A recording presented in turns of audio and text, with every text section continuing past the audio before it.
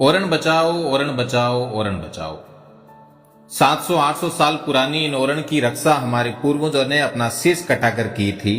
फिर आज इन ओरण को बचाने की लड़ाई क्यों लड़ी जा रही है? राजस्थान में लगभग 25,000 ओरण हैं, जिनका भौगोलिक क्षेत्रफल 6 लाख हेक्टेयर है।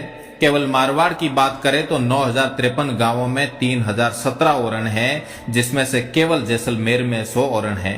इन ओरण में हर साल करीब 150 देशों से पक्षी प्रजातियां आती है, जिनमें से अधिकांश विलुप्ति की कगार पर है। और हर साल 83,000 पक्षियों की मौत हाई टेंशन तार के कारण हो रही है। इन ओरण का इतिहास हमें बताता है कि यहाँ पालतू कुत्ते और गाय ऊंट की पूजा स्मारक यहाँ से प्राप्त हुए हैं। रेगिस्तान की जिस धरती में हमने जन्म लिया, वहां अकाल ने हमारे भाई के रूप में हमारे साथ ही जन्म लिया। ओरण अभावों से भरे हमारे जीवन में 2 साल 3 साल तक पड़ने वाले लंबे अकालों से जूझने का एकमात्र सहारा है।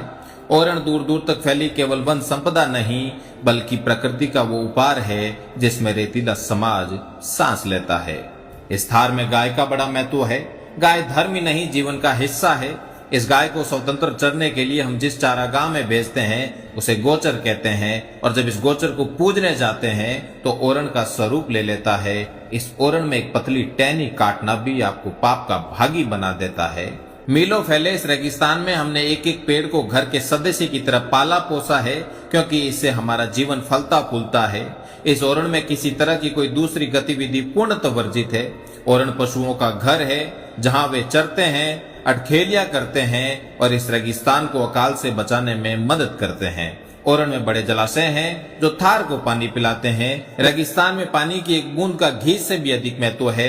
यहाँ के लोग कहते हैं कि घी ढूलिया कहीं नहीं वे, पर पानी ढूलिया मारो जीव बढ़े। आज हमारी यही विरासत बाहरी कंपनियों के कारण खत्म होने जा रही है। अगर ओरण नहीं होंगे तो पशु कहाँ चरेंगे? ओरण नहीं होंगी तो विदेशों से आने वाले पक्षी कहाँ विचरण करेंगे? ओरण नहीं होंगी तो इस थार को कौन मीठा पानी पिलाएगा? ओरण नहीं होगी तो हमारे उन मंदिरों का क्या होगा जिन पर अटूट श्रद्धा से ये समाज चलता है? ओरण नहीं होगी तो गोवंश का क्या होगा? ओरण नहीं होगी तो हमारे रेगिस्तान में हमारे अस्तित्व का क्या होगा? ओरण नहीं होगी तो उन प्राचीन स्मारकों का क्या होगा जो हमारे गर्व से भरे इतिहास में सजे हुए हैं? ओरण नहीं होगा तो कौन हमें अकाल में जीने की उम्मीद देगा? ओरण नहीं होंगी तो सुंदर धोरों वाले इस देश का क्या होगा? ओरण नहीं होंगी तो आने वाली पीढ़ियों को हम क्या मुंह दिखाएंगे?